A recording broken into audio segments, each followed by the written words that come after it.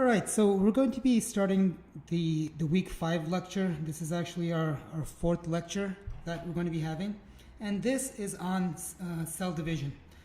So when we're talking about cell division, or again, cell regulation, why is it important for cells to be regulated? So, the reason for that is that, it's important that cells only divide when appropriate.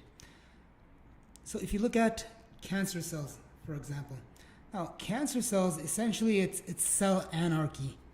The individual cells, they keep dividing. It ignores the communication signals for when they should start, when they should stop, and how often they should be produced. That's completely ignored, and it's just continuous replication of cells. And essentially, these cells, they continue to divide, and then they start to clump up together, and then they end up making this, what we call, known as a tumor. So the capacity for division, it's important. It's an important mechanism. So when you look at mitosis, mitosis, we're talking about how normally cells divide in order to replace dead or missing cells. This is what mitosis essentially is. Mitosis is, again, cell division of somatic cells. Okay. So this is somatic cell division. And remember, when we say somatic cells, we're talking about the cells that make up our body. Somatic cells these are all the cells that make us up, except for our sex cells. So except for sperm and eggs. Now, binary fission. Binary fission is how, some bacteria replicate. Okay. So remember, in eukaryotic cells and prokaryotic cells, they'll divide by binary fission, whereas eukaryotic cells will divide by mitosis and meiosis. So, and remember, meiosis is the division of your sex cells. Okay. So let's take a closer look at binary fission. This is the next slide that we have over here. So what's going on over here in this photograph? Well, again, so remember what I told you. Prokaryotes, so these guys like bacteria. And remember, then you have eukaryotic cells. Eukaryotic cells, these are modern cells. These are membrane-bound cells with complex organelles in them, which many of the organelles are also bound by membrane. And so we, humans, are an example of a eukaryotic multicellular organism. Whereas prokaryotic cells, they're single-celled, very simple organisms. And the way that they divide is by what's known as binary fission. So what happens in binary fission? So essentially, in binary fission, first of all, let's just, before we talk about binary fission, one of the things is, they were talking about mitochondria. So we make our energy, eukaryotic organisms, since we have a mitochondria, our mitochondria produces energy. And what do we use? We use ATP for energy production. Now, in prokaryotes, they don't have a mitochondria for energy production. So they have to rely on their immediate environment to obtain usable energy. And they use electron transport chains in their plasma membranes to provide much of the energy that they end up getting, or that they end up using. So again, the cell division process for these prokaryotic cells is called binary fission. And it's a less complicated and a much quicker process than it is for us than in eukaryotic cells. So because of the speed of the bacterial cell division, because they could divide so quickly, very rapidly, again, they have essentially it's an exponential growth that, so if you look at this photograph over here, essentially you have from one, you end up going to these two cells, and each one of these two cells, they'll divide. And the time is very short. They don't require that much time to do that, to replicate. Whereas for us, it takes much longer, and it's a much more complicated process. Now, these the bacteria populations, they can grow very rapidly because of binary fission. So the replication in binary fission, it starts at this, at an origin, And the origin usually it tends to be close to the nuclear membrane. And essentially what they have is, when you look at this is a circular DNA over here. So it's all circular DNA. And from here, the circular DNA, again, so the starting point of the replication is known as the origin. Okay, that's going to be the starting point. And from there, it will start to make a new copy of itself. And when it starts to make a new copy, it kind of pushes it outwards. And then eventually, these two DNA loops, they end up going towards, they start to migrate towards the poles. And there's a protein, it's called the FTSZ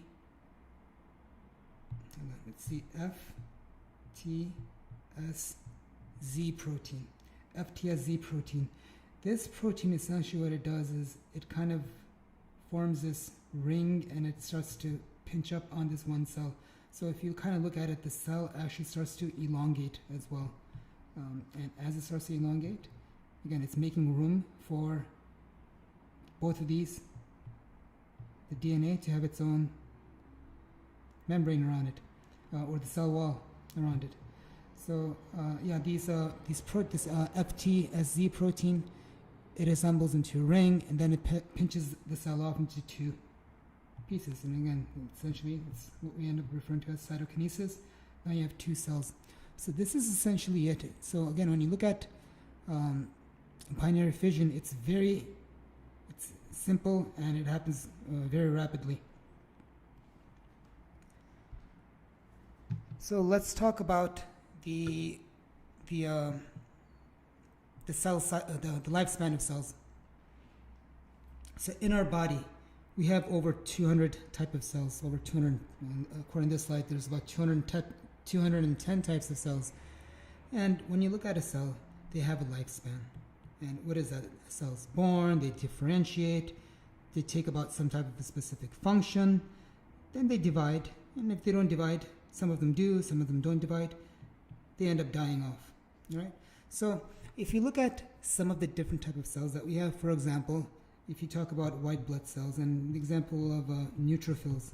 Okay, neutrophils, they may circulate for maybe 6 to 7 hours, okay, if you have during a time of infection before they end up dying. Or if they're in the tissue, they could survive maybe a little bit longer, maybe perhaps for 4 days before they end up getting replaced. Red blood cells, on the other hand, they have a lifespan of about 120 days. Okay, so they live pretty, compared to the white blood cells, they live much longer. So about 4 months compared to 4 days. If you look at neurons, nerve cells that were found in our brain and spinal cord, they will last a lifetime. Okay, they're not replaceable. So again, what are we looking at? Perhaps 100 years, maybe less. Some people, they die at 50, or unless, of course, if there's other pathologies or diseases that end up, shortening their lifespan. So anyway, we're looking at between 50 to 100 years, possibly, for these type of cells. But again, typically, generally speaking, these cells will last an entire lifetime of an individual. Now, what are some of the changes that take place? So when we're talking about cell changes, when a cell is about to divide, so we're talking about a cell going into a mitosis. So when you look at the nucleus, we will see that the chromosome, it starts condensing, whereas before, it was kind of, or the genetic information, we should say, the genetic information will start to condense. The other thing that we see is, well, the genetic information starts to condense into essentially to turn into condensed chromosomes. And we'll be talking about that, what this actually means. I will go into details about this later on, hopefully. But essentially, when they're talking about what we see, we see condensed chromosomes. So again, when you're looking at a chromosome, the genetic information that's there, when we're talking about the chromatin, it will essentially condense into these super condensed structures that we end up referring to as chromosomes. Okay, these X-shaped structures that we see. In addition to that, the nuclear envelope, it also starts to break away. It starts to break down. Why? Well, again, we're taking that genetic information and we're going to be dividing it to two new cells. So we can't have it enclosed within that nuclear envelope, within that nuclear membrane, and then divide it. How are we going to divide it if it's still, inside of somewhere? So this needs to get broken down as well. The cytoskeleton will start to get reorganized as well at this point. And we're going to start seeing changes within the cytoskeleton. In addition to that, we'll start to see contractile rings and spindle formations. And there's going to be a general organelle redistribution. So the organelles that the cell is going to need, again, we're talking about two new cells. So these will also start to be produced. The other thing that we have to think about is, what about energy for the cell? So when a cell is about to divide, it's using up a lot of energy. So mitosis, again, it's energy intensive. It needs a lot of energy. So in order to do that, the cell, it's actually going to start to produce more mitochondria. So it's going to end up producing more mitochondria to ensure that the energy needs for replication will be met. So when we're looking at these the mitosis, mitotic phases, how are they studied? How did we learn about it? Well, pretty much essentially what ended up happening is through, again, as technology advanced and before they started working with what was available to them. And at that point, it was just light microscopes. So through light microscopy, the different stages were observed. And even today, we can if you take like an onion cell or a cheek cell, you can see the different stages that these cells may be in their replication process. Later on, light and electron microscopy was used as well to study the different phases. And again, they ended up using fixed cells or stained cells for that. And today we know you guys learned about roughly 4 stages, which, prophase, metaphase, anaphase, telophase, but there's also another stage, is prometaphase. So again, when we're talking about mitosis, there's going to be prophase, prometaphase, metaphase, anaphase, and telophase. And then the 6th stage you can look at as being cytokinesis.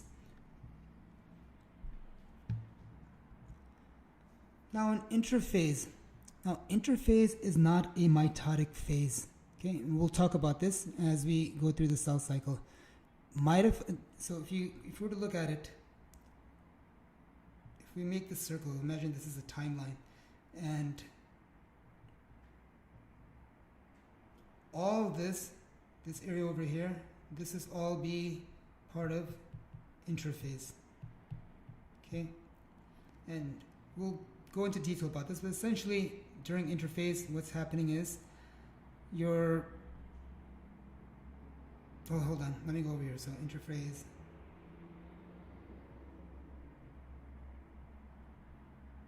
All right, so here we go. These are the stages of mitosis over here. Now, so during this time, as you can see, this is a huge chunk of this. If you kind of think about this, if this is a pie, the biggest part, more than 3/4 of this pie, it's all just interphase. So this takes a lot of time over here, and also this requires a ton of energy, a lot of energy and a lot of time to do whatever it's going to be done over here during this time over here. So again, remember, this is not a mitotic phase. This part over here is the mitotic phase over here, just these parts. So interphase, again, let's go back to this slide over here and talked about this. Prophase, prometaphase, metaphase, anaphase, telophase. These are the mitotic phases over here. And that's what this is on this part, in this area. So all this is just interphase. So, in interphase, remember, you're going to have pretty much very simplistically, without going into too much detail, you end up getting more mitochondria that starts to develop. The organelles that you're going to be needing for two cells to have are going to get produced over there. You're going to double the genetic information, the structures that are needed for separation of the chromosomes to take place will end up getting produced as well over here. So this is what all interphase is about. Interphase essentially, it's doubling up the genetic information and making sure that all the new machinery that the new cell is going to need, and all the machinery that's going to ensure that there's going to be a division of two cells in order to divide that genetic information. All of that gets produced, and the cell ends up checking to make sure that all that is present before proceeding to the mitotic phase. And the mitotic phase, if you kind of want to think about that, the mitotic phase is just dividing everything up. So in interphase, we want to make sure that we have double of everything that cell is going to need. Okay, so one cell, remember, from one cell we're going to two cells, from 1 to 2. And remember, these are going to be identical cells. So during interphase, whatever two cells require is going to be produced. All right, and then in mitosis, and during this mitotic phase, everything that you get produced gets divided evenly. So that's all this is. In mitosis, very simplistically, you're just dividing up everything that was produced over here. So moving along, as far as chromosomes, the chromosome changes that take place, let's talk about what ends up happening. The chromosome, the different parts of the chromosome that's there. So the first thing that we're talking about over here is when you look at it.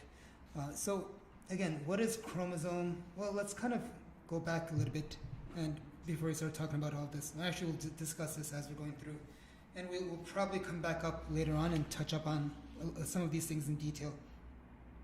So remember, DNA, it loops around histone proteins to form a loop structure, and then these loop structures, they further wrap themselves around scaffold proteins. So these scaffold proteins then essentially end up giving us this chromosome structure. Right? So now, what is chromatin?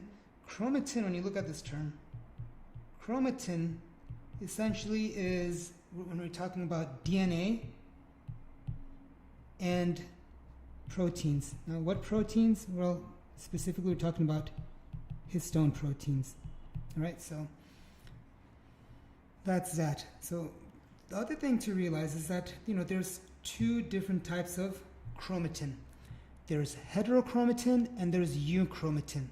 So heterochromatin, this is non-coding. Okay, this is non-coding information. So it's functionless. There's no transcription or there's no translation that ends up taking place. Euchromatin, on the other hand, euchromatin will be the coding region. Right? This is what produces proteins. Right? These are also known as the chromosome arms. So if you look at a chromosome structure, they end up being the chromosome arms. Right? So again, this is responsible for gene transcription. This part is going to be active, whereas the other part is functionless, it's not active. Heterochromatin, euchromatins. This is what the difference is. When we talk about well, let's go over here actually before we go to. Well, I guess we can go touch up over here. We're going to be talking about telomeres also. So let's just say this. We'll just leave it simple. Telomeres, they're just the ends of the chromosome. Okay, these are the tips of the chromosomes. So very simplistically, these are tips of the chromosomes, and usually you have 2 per chromosome. Now, when you get down to the centromere again, this is where the DNA is held together. All right, so centromeres, these are regions that are present in the center of the chromosome. Okay, so centromeres are the regions that are present in the center of the chromosome. And let me see if there's a slide that goes over this. Okay, so I guess I'll talk more about this when we get to this slide in the future. So centromere, this is just a part, as I said, it's a region that's present in the center of the chromosomes. And we'll start talking about kinetochores now. So kinetochores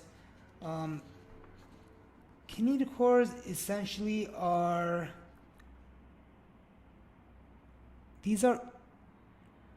areas that you find within the centrosome that end up connecting to the kinetochore microtubules. Okay, so this is their job. So kinetochores are what the microtubule spindles will come and attach to, and this is what's going to be responsible during segregation of the chromosomes to make sure that you have the two chromatids move to the opposite poles during cell division, during segregation. So this is also, kinetochores, it's important. It's a protein complex.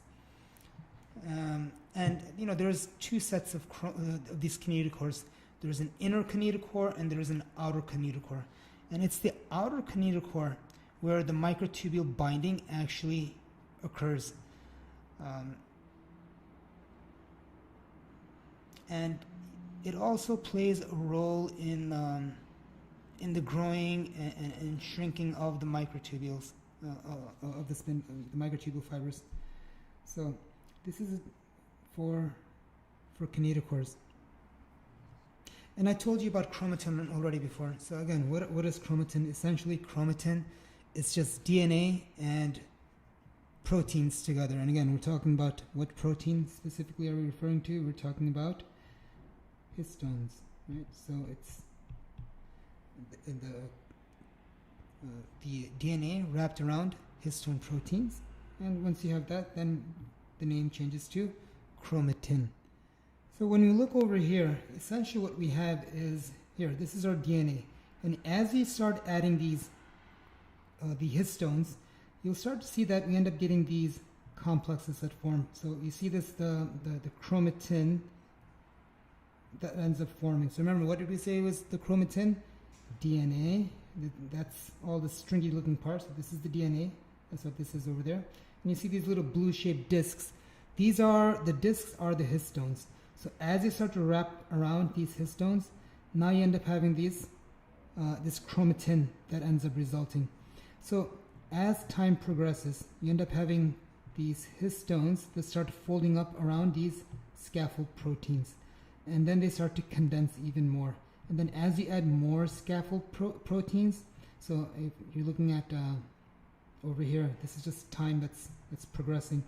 So as you get close to, by the time you end up coming to metaphase, this chromatin, it ends up forming around or looping up around these scaffold proteins to end up going into this X-shaped structure that you are familiar with. And essentially this is how you end up coming over here. You just start off with genetic material or DNA, and then it starts to wrap itself around these histone proteins, and then later on, as time progresses, the chromatin then goes and starts to wrap around scaffold proteins, and then again, so it ends up getting super condensed into forming these chromosomes. So when we're talking about telomeres are found at the end of the chromosomes, at the end of the linear chromosomes. This is where we find them. We don't have them in circular bacterial DNA. Now, the other thing is that telomeres, they have a hexameric nucleotide sequence. It's this TTA, GGG. Yeah, there you can see it over here again. TTA, GGG, TT, and it just repeats over and over and over again about, I don't know, 3,000 times at the end. That's all it is. This is the code that you'll see. TTA, GGG, TTA, GGG, over and over and over and over again. So this essentially, it's non-coding, doesn't code for anything. So that's the good thing about it. And you'll understand why that's good. Because there's no genetic information over there. So yeah, these things, they could be, again, it can repeat about 3,000 times, usually at least that much, if not more. And they could be at least 15,000 base pairs in length. Base pairs.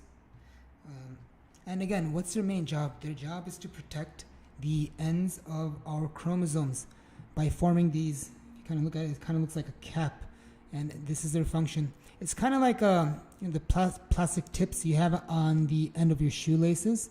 They kind of do the same thing. If the telomeres were not there, our chromosomes, they would end up sticking to each other.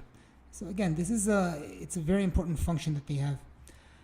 Every time a cell carries out DNA replication, the chromosomes, they get shortened by about 25 to 200 bases per replication. But because the ends are protected by the telomeres, the only part of the chromosome that's lost is the telomere. And the good thing about that is that the DNA doesn't get damaged. The coding part of the DNA, it stays intact. It remains undamaged. So without the telomeres, important DNA would be lost every time a cell divides. And this eventually would lead to the loss of an entire gene, and again, it would end up leading to the death of a cell, possibly the death of a cell. The enzyme that you see over here, okay, the telomerase enzyme. So remember, anytime you see ASE, we're talking about an enzyme. So telomerase, again, this is an enzyme that adds this TTAGGG telomere sequence to the end of the chromosomes.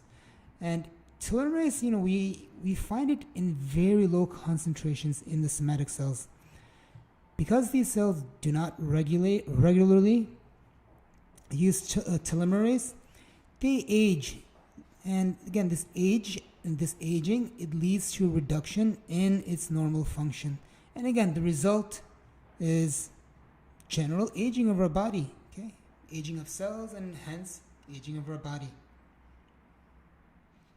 So when we're talking about the centromere, we're talking about the region that's present in the center of the chromosome. So that's represented by what these arrows are pointing to over here. Okay, so this is this central region over here. And this is the centromere. And the centromere, it's made up of many different parts. Okay? And there's a lot of other structures that are involved with the centromere. But for now, remember, this is just the region that's present in the center of the chromosome. What's associated with the centromeres are different regions. So, or not different regions, but different, well, we don't talk about them. So let me start talking about this. So first of all, the very center of this region, I have a better idea. Let me open up here. All right, so what do we have over here? Let's just look at this right now. So we've got a chromosome over here, and then we have another sister chromosome over here, okay? And these are the tips. And what are these tips? These are called the telomeres, right? Telomeres. Now, and these are the arms, okay? These are the arms. And remember, this is what? This is referred to as the euchromatin. Okay, and that's what this part is going to be made of, euchromatin. Now, this part over here, okay, where the centromere is found. Now, the part where the centromere is found, it's an AT rich. It's repeated many thousands of times. It doesn't code for anything. So again, this is it's non-coding. So what do we call this? This is all heterochromatin. Heterochromatin. There we go. So this is all heterochromatin that we have over here. It does not code for anything, right? And it's just essentially, it's just this AT rich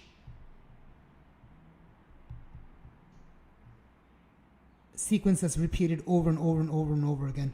Kind of like what we saw for the telomeres. Remember, when we went back here, for the telomeres, we had this TTA, GGG, TTA, GGG over and over again. For centromeres, you kind of have the same thing, is that you get this AT, you have this repeating many, many, many times. So again, it's heterochromatin. It doesn't code for anything, right? So it's non-coding. So let me go back over here. So this green part that you see over here, this green area, this is the center of this region over here. So remember, this part over here, this whole part is the centromere. This green part right over here, this is referred to as the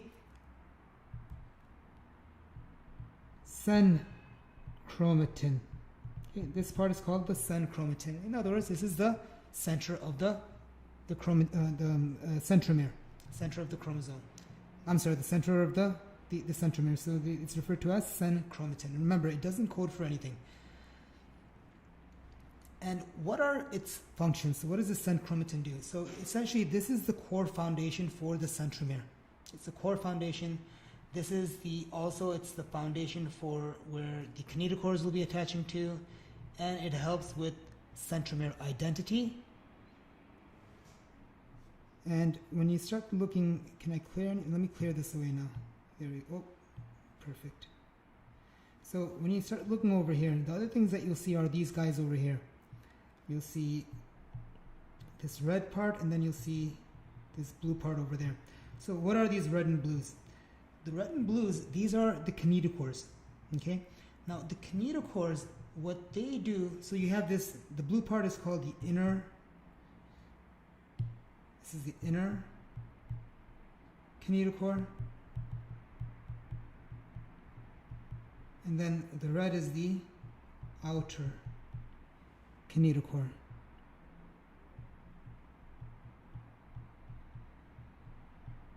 Okay, so we have the inner and outer kinetochores that's present.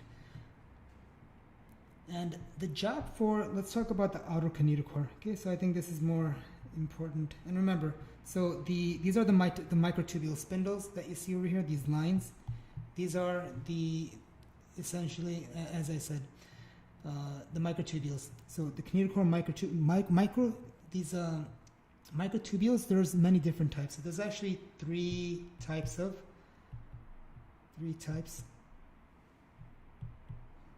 microtubules. And what are these three types of microtubules? Well, the ones that you're familiar with and the ones that we're going to be discussing right now, which are what these things are. Okay, what these three things are. These are called the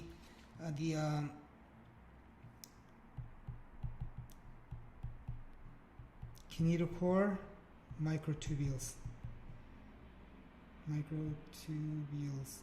Okay, and then there's also, MT means microtubules, by the way. So there's also, aside from the kinetochore microtubules, we have what are called the polar microtubules.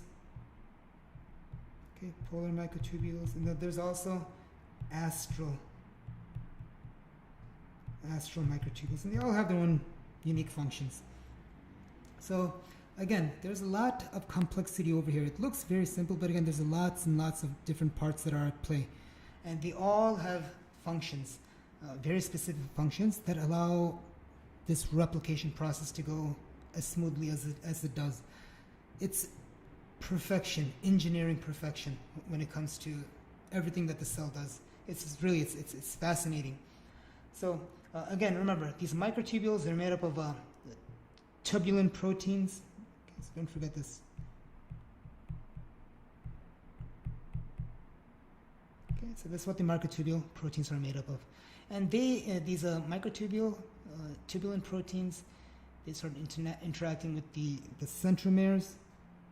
Okay. Actually, the microtubule proteins, I'm sorry, they don't interact with the centromeres. The microtubule proteins, they interact with the kinetochores, and they hold on to the chromosomes during chromosome segregations. So these guys will come attach over here to this outer kinetochore, and then when the cell's being, remember, during Anaphase, they start to get pulled away. This is where this chromosome is going to be pulled from this part over here, from this outer kinetochore. Okay, so so during this chromosome segregation, the kinetomicrotubules will come attached to this outer kinetochore, and this allows for the segregation of the sister the chromatids to the opposite poles. Okay, so what else was there to know? So yes, so this is a centrochromatin, and this part over here that's in yellow, this is all what's referred to as this is called the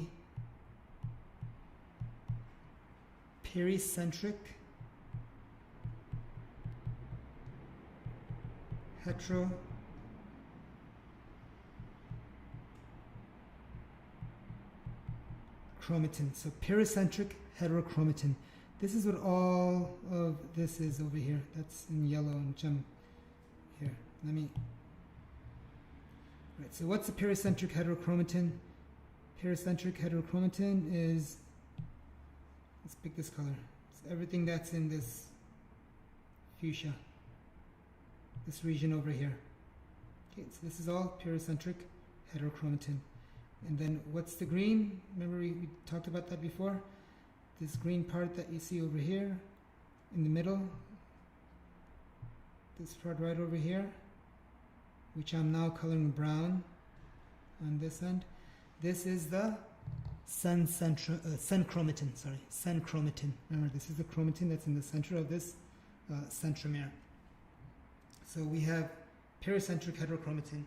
We talked about the centrochromatin already. Then remember, we said that this is the center of the centromere, and we talked about its functions. And as far as the pericentric heterochromatin goes, so this is found in the region around, you can see, found in the region around this centrochromatin, and it helps in the structure integrity of the kinetochores. Additionally, it helps in the central cohesion. In other words, the attachment of the two sister chromatids to a single centromere, into forming a centromere. Now, the other thing that we should know about is, we should talk about is the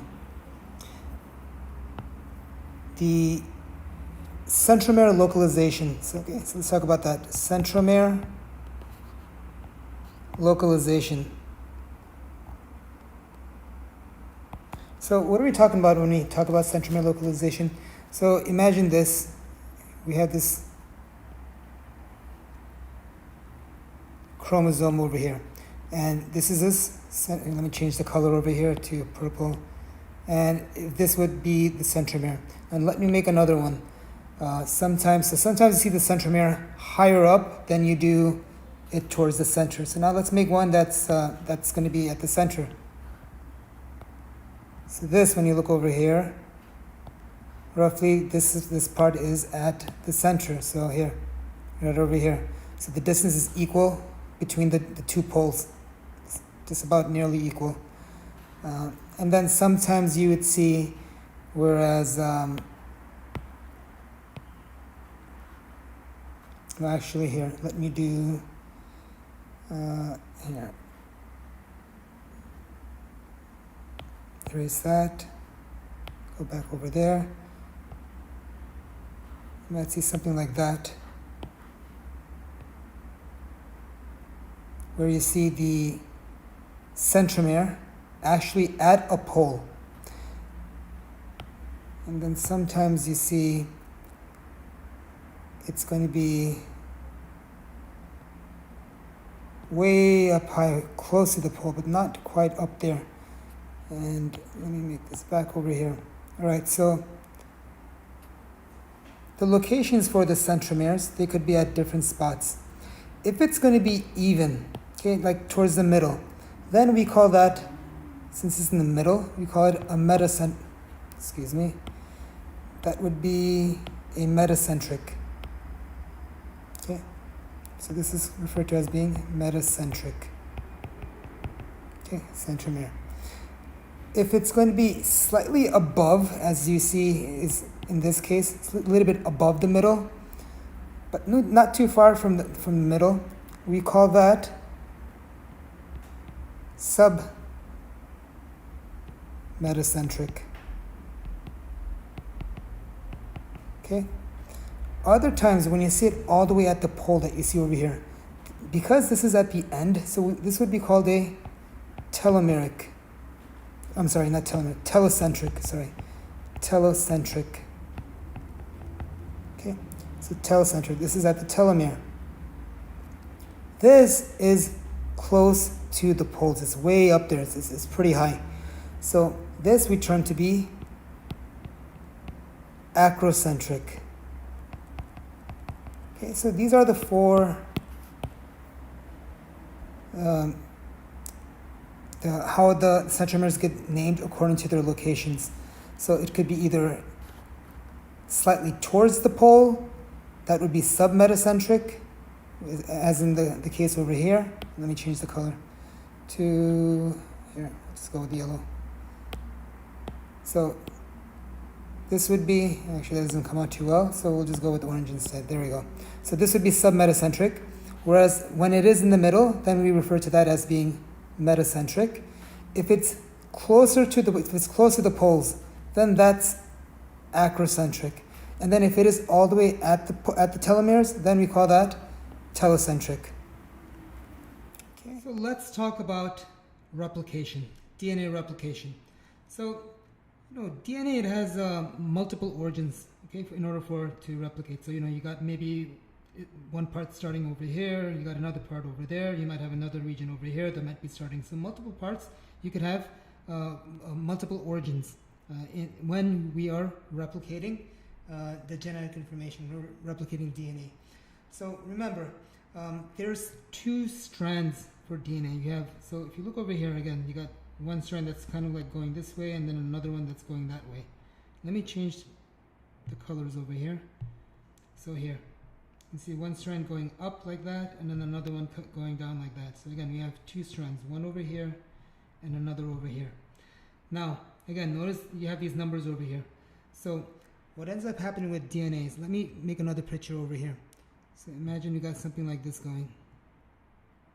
Okay, now that's not going to work. All right, so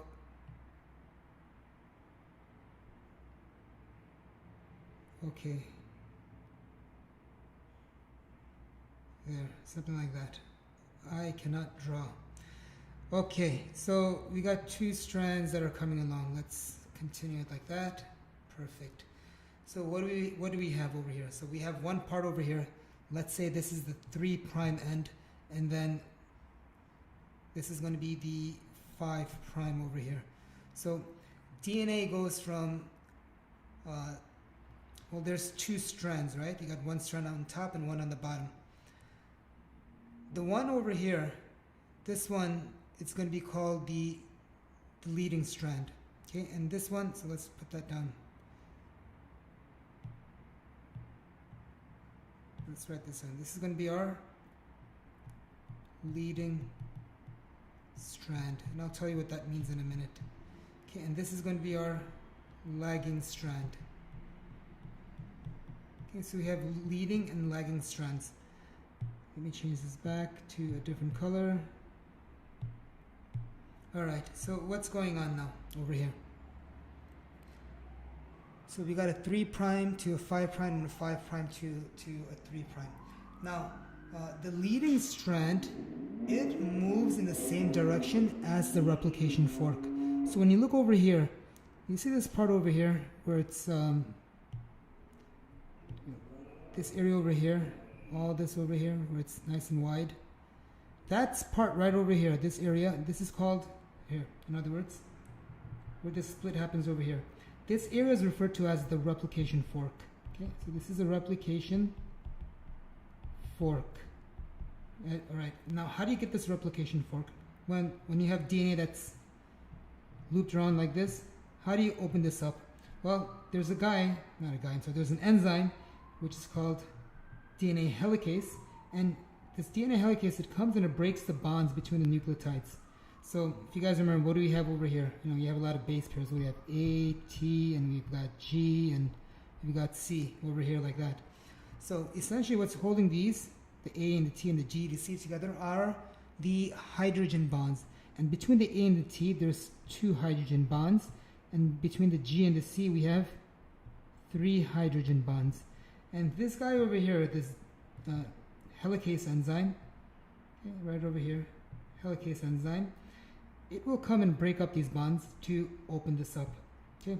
Now the problem is, remember, you have, a helix, a double helix, and so when you're taking this protein, you're twisting it around.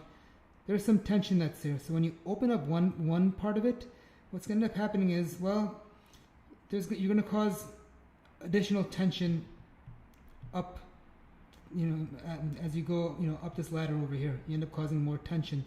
So how do you make sure that, this part doesn't end up twisting up even more? Well, that's where this guy comes in, this topoisomerase enzyme. This topoisomerase enzyme, it comes in and it's helping make sure it relieves some of the tension that tends to come up once helicase enzyme opens up or breaks up these bonds over here to create this fork.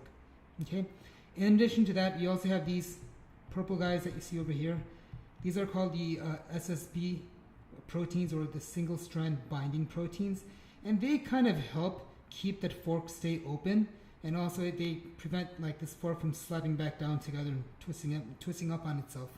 So yeah, that's the job for these single stranded binding proteins. So again, we can just call these SSBs, single strand binding proteins. So what else do we have? Well, there's a lot of things over here. Okay, anyways, I was talking about the leading and the lagging strand. So the leading strand, it's going to move in the same direction as the replication fork.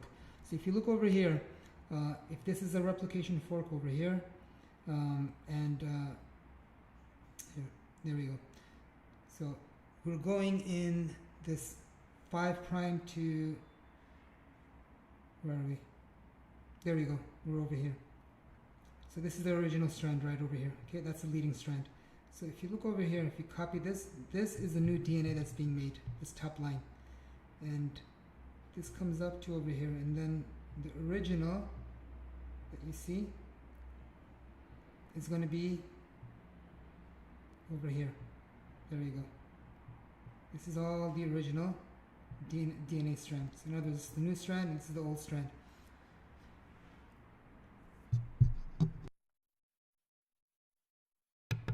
Alright, so what do we do? And then when you look over here, again, you have the same thing over here.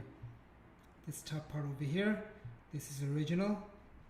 And then this part here, this is your copy. So you got the 5' over here, and then you got 3' over here. Alright.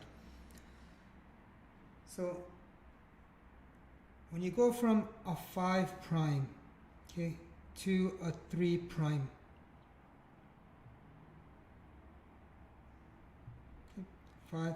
to a 3', as you see over here.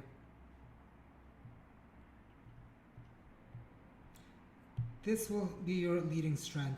Okay, so when you go from 5' to 3', you have the leading strand. When you're going from a 3' to a 5' direction, as is in the case over here, so when you're going from a 3 to 5, you have the lagging strand. Lagging strand, and then you have the leading strand that's over there. Okay, so and then again, the leading strand, it moves in the opposite direction, as you can see. And the other thing about the leading strand is that the leading strand, as the new DNA is put on, the leading strand, it's continuous. Okay, if you look over here, it's a continuous process. Okay, it's constantly being added on. So as this replication fork, as helicase goes and starts splitting this up, this part, this enzyme over here, this is a DNA polymerase. Polymerase essentially will come and start adding new nucleotides to be made, okay, that match the original strand. And this part is continuous. Okay, as it goes, polymerase comes and attaches itself over here. Then as it starts reading, it starts to move in this direction over here. Okay, and then as long as this is unfolding, it'll go. So again, this is a continuous process. Now, so again, in this respect, what we do is we say that, we describe this process as being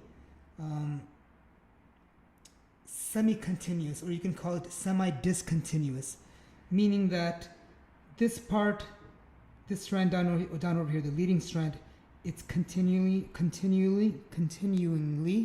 being added, whereas the top part over here, it's discontinuous. It's not continuously being added. In other words, actually there's fragments that occur. Because if you kind of look over here, as this, now remember, this is being replicated like this. Okay, this is going in. Let me change this out. Actually, let me clear the markings and then you can start back.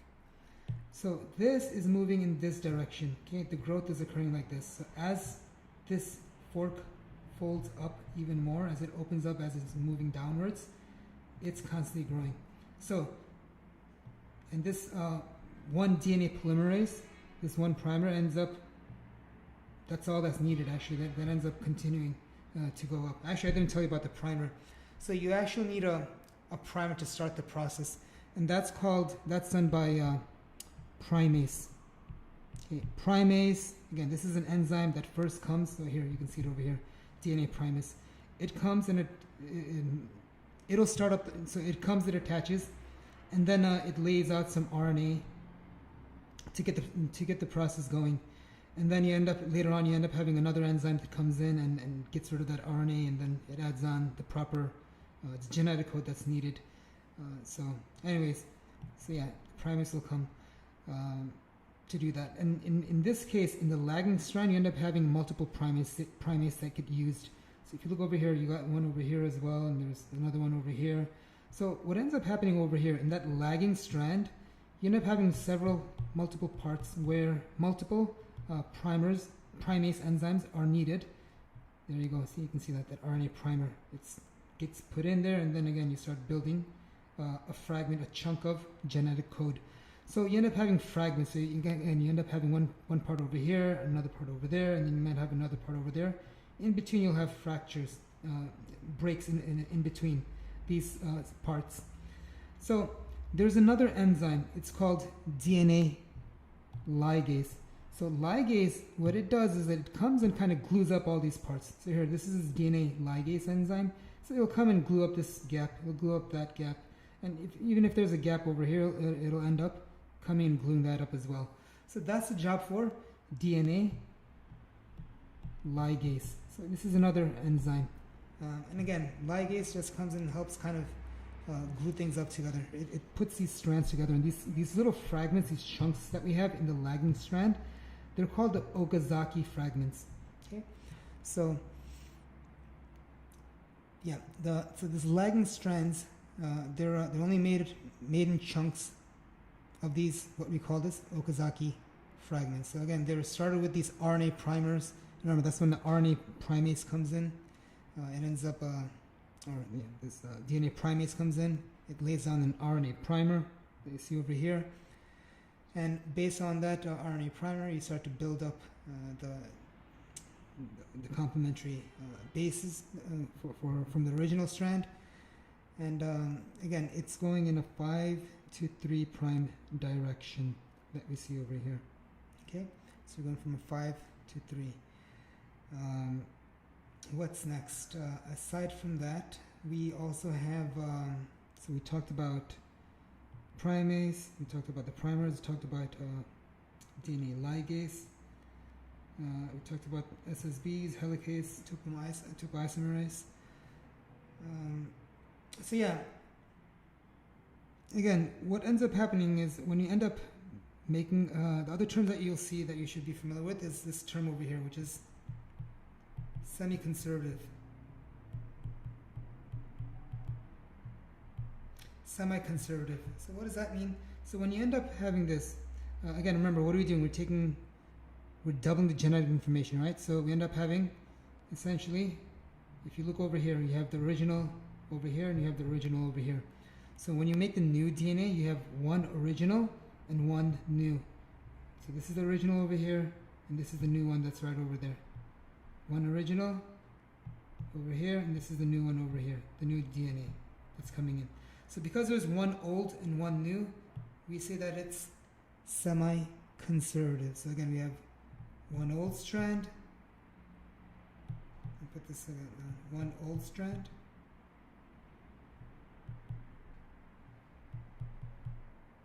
And we have one new strand. Okay, an old and a new strand. Again, the term that we use to describe that is semi-conservative. And again, remember, they're also anti-parallel. So if you have one that's going in a 3 to 5 direction, 3 prime to 5 prime, and the other is going to be going in the opposite way. The other is going to be going in a, this strand here will be going in a 5 prime to 3 prime direction. Okay, so again, what do we call this? This is termed to be anti-parallel. Anti-parallel. All right, I think that's it for this part over here. We don't need to discuss anything more for this slide. So what do we have going on in interphase? Now remember what I said earlier. Interphase, the cell is not dividing. Essentially, during this part, the main thing that's happening, one of the biggest things that's happening is that the genetic information is being synthesized. In other words, the DNA is doubling. Okay, this is the main, one of the biggest, the main things that's happening. Well, that's important. A lot of other things going on also, which I told you about earlier, in that, you know, we have, not only is it the DNA duplicated, but we want to make sure that the cell has all the energy that it's going to need in order to make sure that in other words, it's going to be producing more mitochondria. The mitochondria will double to ensure that enough energy, ATP, can be produced to power this entire process for cell replication. So this is also going to be what's going to be taking place during different parts of interphase. So again, the cell is highly active. It's very active metabolically. You do see a nucleus that's still visible, and you also see the nuclear envelope that's being visible. And of course, the ribosomes are being produced. And then what you will start to see towards the end of interphase and after interphase, during the mitotic phase, is that you'll start to see this nucleus, especially the membrane, it's going to start to break down. It will disintegrate. So during this point, during interphase, the nucleus is intact. Because remember, you have to protect the contents of what's inside, and you want to isolate it from everything else that's going on outside of that cell at this point. Because there's a lot of, during interphase, the other machinery of the cell is also being produced. Okay, it's also, other things are going on as well. So one example that I gave you was about the mitochondria. The mitochondria are also busy producing copies of themselves to make sure that the new cell will also have its mitochondria, and also, again, to power the overall process for interphase specifically. So when we come to prophase, now what is going on in prophase? All right, so in prophase, again, now remember, in the last phase, interphase, we already did this part, right? We already doubled the genetic information. So now we have 2 times double the genetic information. The chromosome, it starts to condense now. So if you look over here, the chromosomes are starting to turn into this X-shaped, so the chromatin starts to turn into this X-shaped structures, and they start to come together to form these pairs, right? The chromosome pairs. In other words, these chromatids, they come together to form the chromosome pairs. Now remember, a lot of times you guys are still getting confused. So you have, this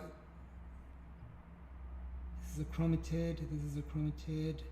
So when it comes together, remember this, the central part, this is the centromere.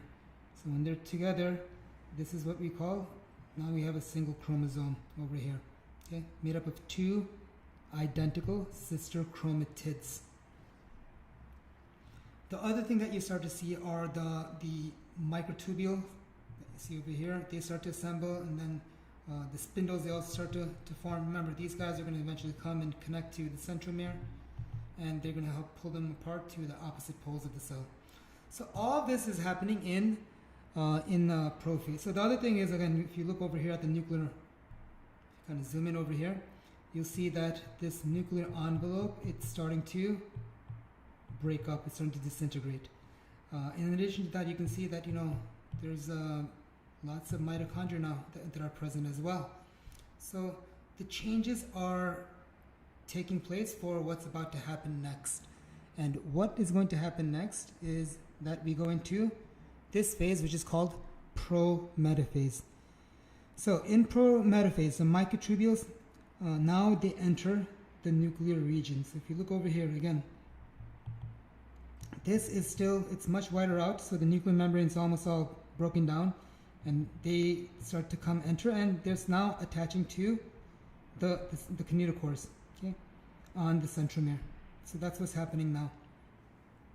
So the nuclear envelope, it forms these vesicles around the mitotic spindles, and then you end up having the kinetochores, and they start to form on the centromeres, right? And the mitotic, and then of course the kinetochores, they end up coming and attaching to the mitotic spindles. And this is what we see happening right over here. Okay, so here's these mitotic spindles. We're going to come and attach to the kinetochore. And now we're ready for the next part to take place. And the other thing is, if you look over here, so again, in prometaphase, what's compared to, let's go back to one slide. If you look over here at this photograph, you see that the chromosomes, they're kind of spread out. Whereas over here in prometaphase, now you see that they're actually starting to come towards together. They're all coming towards one another. So they're starting to line up over here. So when we come and look at this next slide, in metaphase, this is what actually is happening. So if you look over here, the chromosomes have all lined up in the center, okay, of this cell. Okay, that's what's happening over here. So the kinetochores, the chromosome, it's at this midpoint plane of the cell. Now what's going to happen? Now that we have everything in the middle, now we're ready to divide. So if you look over here, notice there's a couple of mitochondria over here, and you got 2 mitochondria over here. Okay, you've got your rough and smooth ER over here. You've got some I don't know, lysosomes perhaps over here, and you've got the same thing over here. You got some rough and smooth ER here as well. So on both sides of this plate, okay, the organelles have migrated. So what's missing now? What's missing is the genetic material. So this is why the genetic material is lined up in the middle.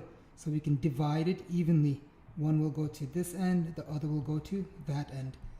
And then if you go to this next slide, so in Anaphase, we have, if you look over here, what's happening? So now you see the cell is elongating further. And also now we see that everything is moving, actually not everything, but the sister chromatids specifically are moving towards the opposite poles. One's going in this direction, the other is going in the other direction. So let me, whoa, okay, let's keep that. Go back over here. So if you look back over here, notice what's happening from that picture to this picture. First of all, look at the overall shape of the cell, and also look at all the organelles and where they're positioned. So now again, you can see the organelles have continued to spread to the poles, and at this point, the sister chromatids are also moving towards the opposite poles. So in Anaphase, again, you have the sister chromatids. Now you can call them chromosomes because they're pulled apart already.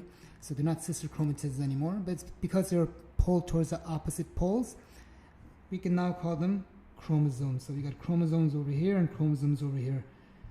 At this point, these are still called sister chromatids because they're attached. Now they're not attached anymore, and excuse me, they move to the opposite sides, so we can call them chromosomes now. In addition to that, if you look at the spindle fibers, they're also starting to shorten up.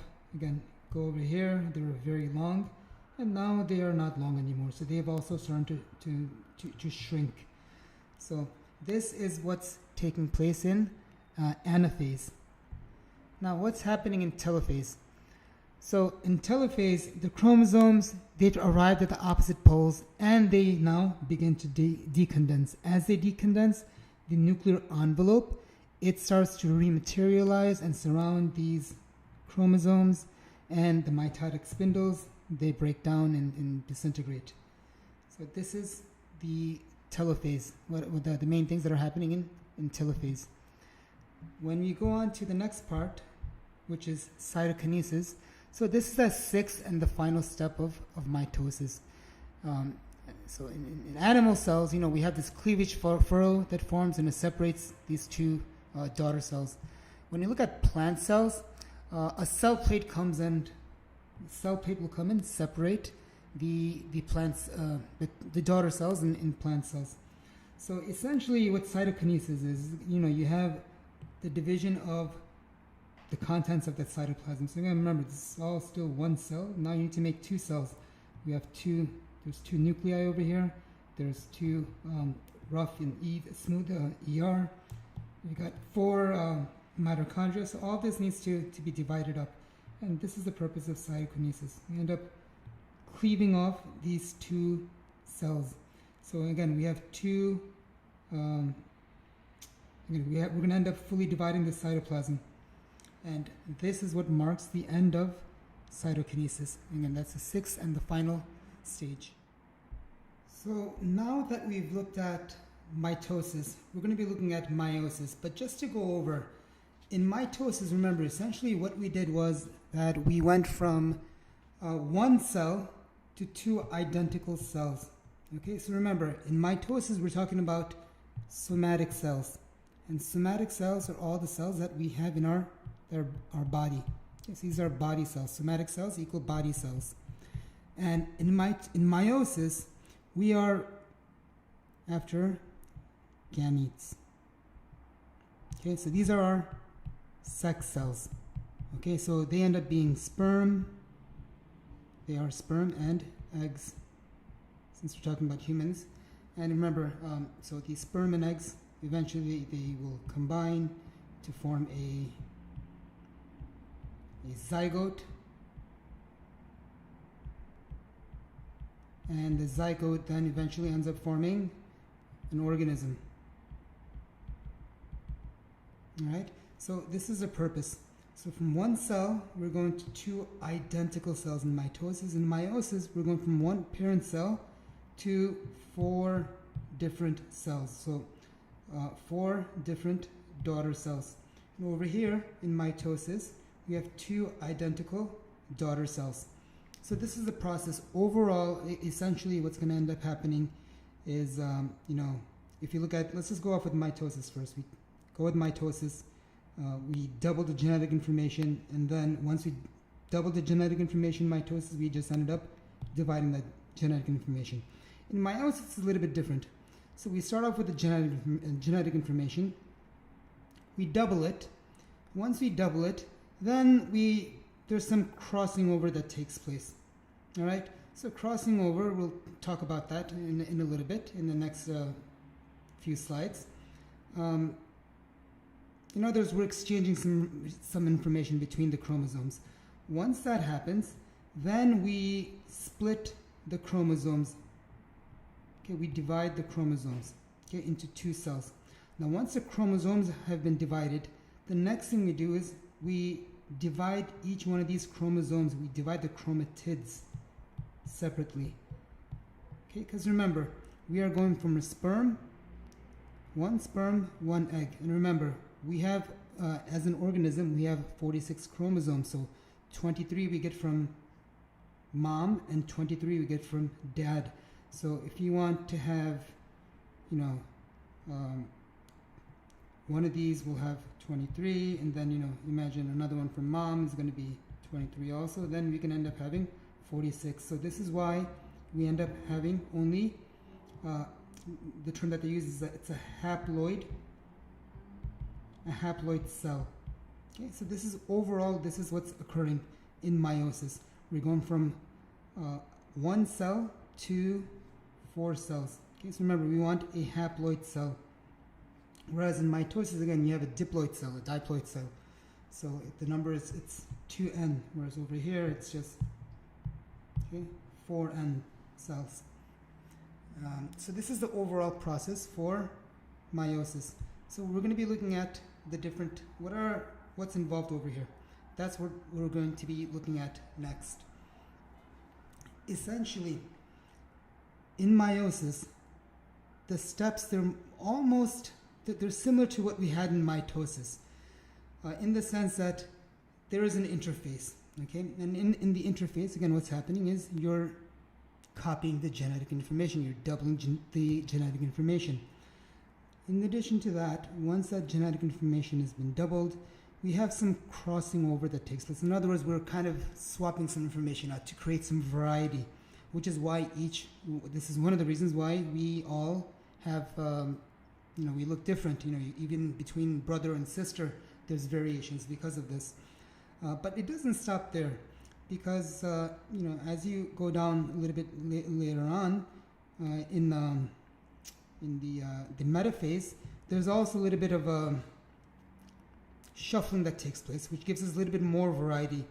So again, we have the interphase where the genetic information is being doubled, and then in meiosis I consists of all these phases or steps over here. This is what meiosis I is. In meiosis I, essentially, again, it's metaphase I, anaphase I, telophase I, and then it's followed by cytokinesis, where we end up having two cells.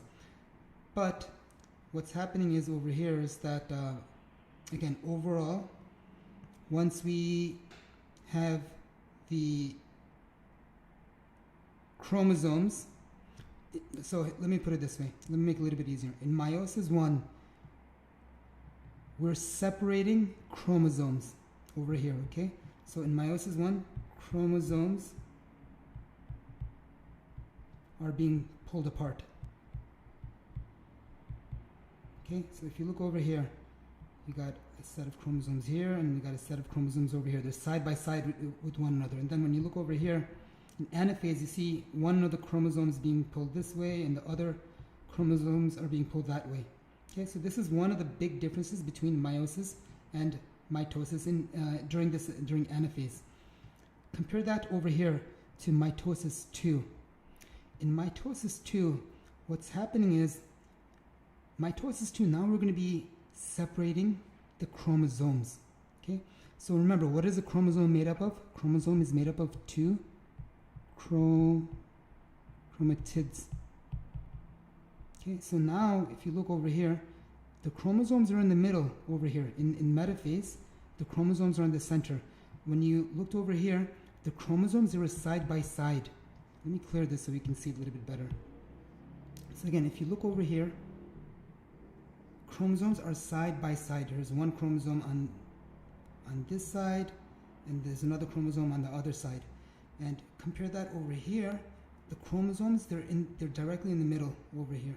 Okay, so right over here. So now we're just pulling these chromosomes apart. Okay, as you can see over here, we're pulling apart the chromatids, not chromosomes, in meiosis II. So the chromatids are being pulled apart.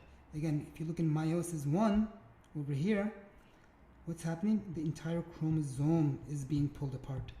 Okay, so this is one of the differences between meiosis I and meiosis II. So once, let's go back over here, since we spoke about what happens in interphase I, and I said we're doubling the genetic information. Once the genetic information is doubled and some crossing over has taken place in meiosis I, so the crossing over does not take place in interphase. The doubling of the genetic information will take place in interphase I, and then the crossing over will take place in prophase, and then there's further recombination that takes place in the metaphase, and then that's followed by pulling apart the chromosomes in anaphase I, and then finally we're going to be pinching off that cell, well, we'll get to this part. I'll talk about what's happening here. But again, the nuclear membrane starts to reform around the chromosomes. Then finally, we pinch the cell off in cytokinesis. And this marks the end of meiosis I, when we have two cells, two independent cells. However, that's not it. Okay. Now we go on to meiosis II. So meiosis II, it starts with interphase II, or it's also referred to as interkinesis.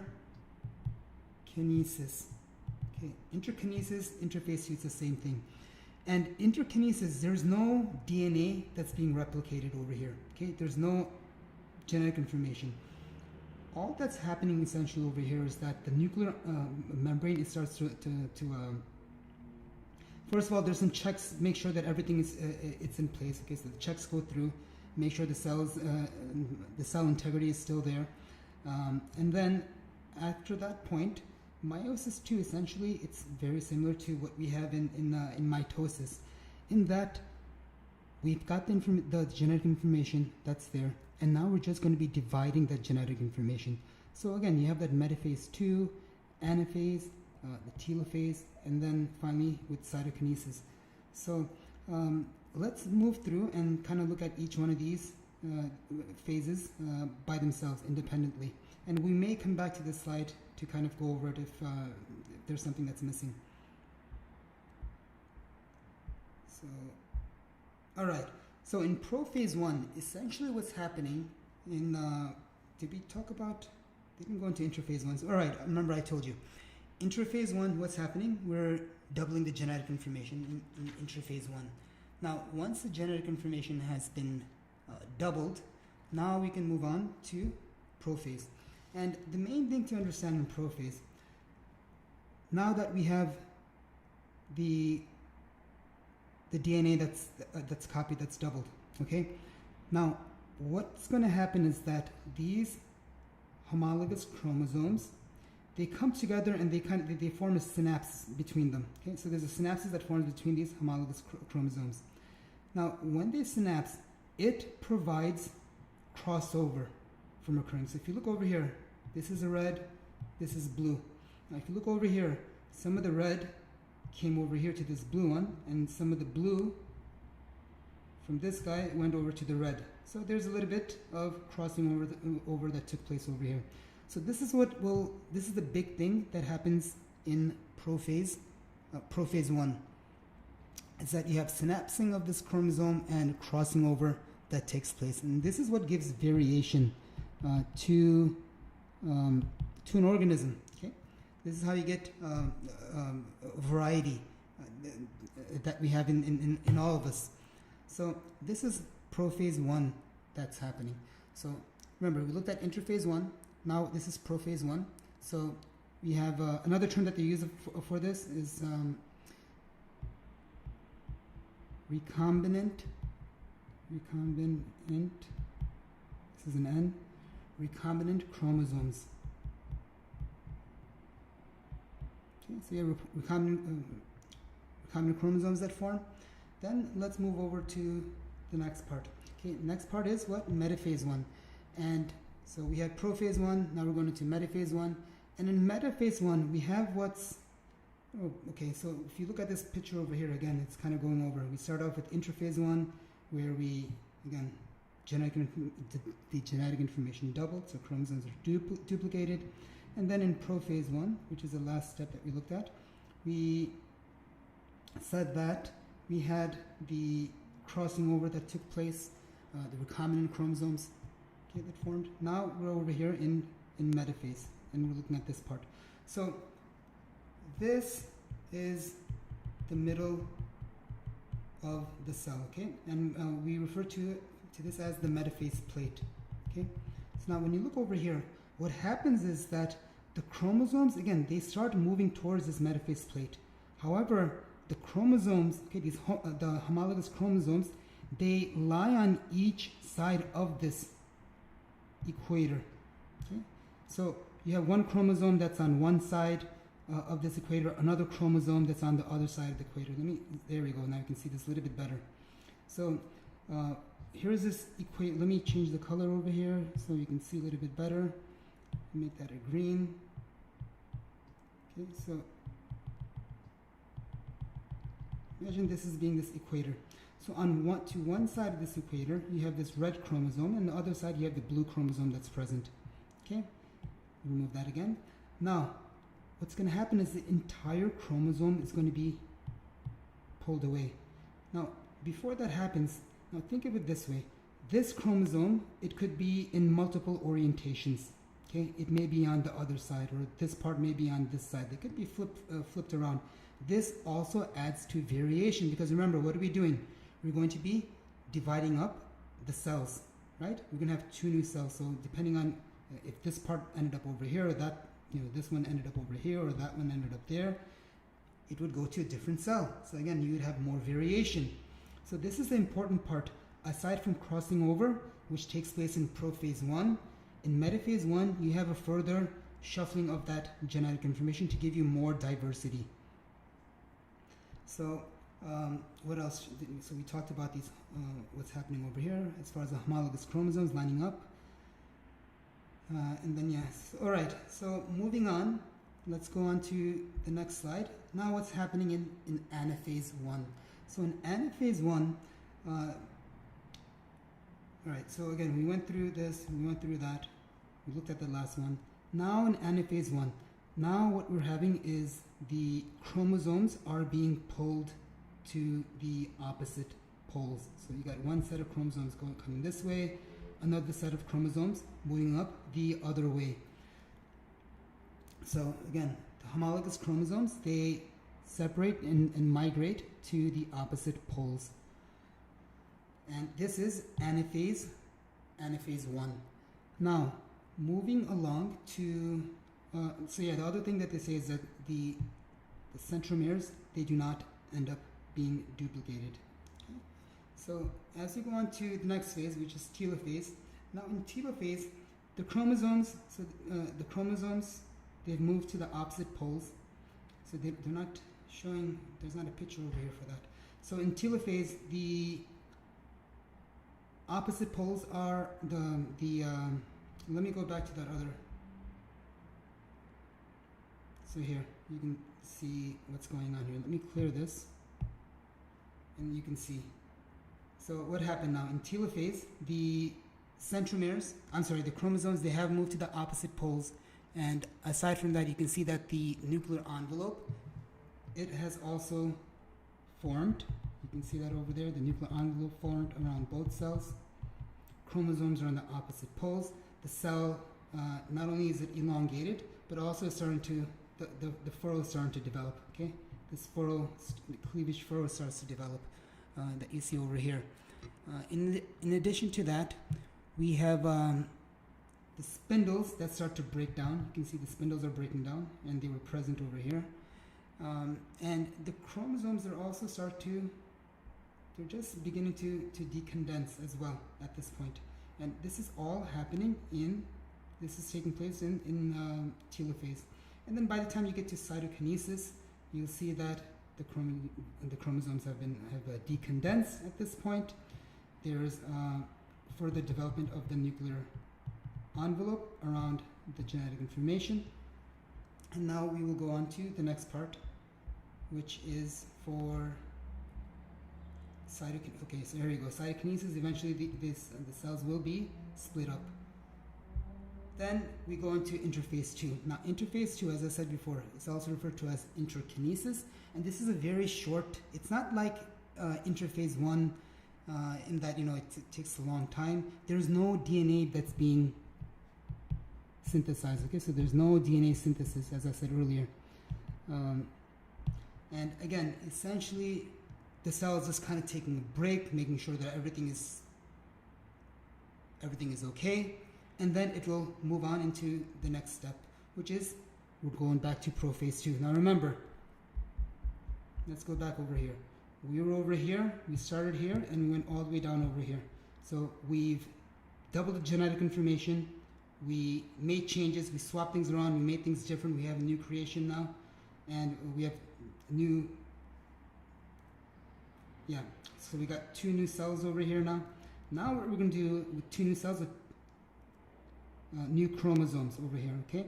Now we're going to be separating the chromosomes into chromatids, okay? So we're going to go from 1 cell over here to 2 cells, and this 1 cell to 2 cells. Remember, we have 2 cells. So this is just coming over here, okay? So this is where we're at with prophase 2. So essentially in prophase 2, the chromosomes are forming, form again, and again you start to see the mitotic spindle starting to elongate. Again, remember, there's not going to be any, so another important thing about prophase 2 is there's, unlike prophase 1 where we had the crossing over taking place, this will not happen over here. This will not happen this time, okay? Remember, all we're doing is we just want to separate these sister chromatids. That's all. That's the main purpose of Meiosis II. Okay, so again, the chromosomes, they will start to condense again, the nuclear membrane will start to break down, and again, the microtubules, they form, they start to elongate, because they want to come in, they're going to be attaching to the centromeres over here, all right? So again, there's no crossing over that takes place in prophase 2. Now, in Metaphase 2 of meiosis, in Metaphase 2, we're going to have so what's happening over here in Metaphase 2? Essentially, if you look over here, let me change the color for a minute. All right, there we go. Now we have the chromosomes back in the middle of the cell. Also, if you look at the shape of the cell is now elongating. So if you look over here in prophase, it is nice and round. Now it starts to elongate. So as it starts to elongate, again, the centrosomes, they also start to move to the poles. As you can see over here, they're both going to the opposite poles. And then you got the microtubules that are coming and connecting to the kinetochores. That's going to pull apart the sister chromatids. Okay, so the sister chromatids will be pulled apart, and this is what we see in the next step in Anaphase 2. So in Anaphase 2, again, the sister chromatids, they get pulled to the opposite poles. Okay, there we go. This is the main thing that's happening. All right, now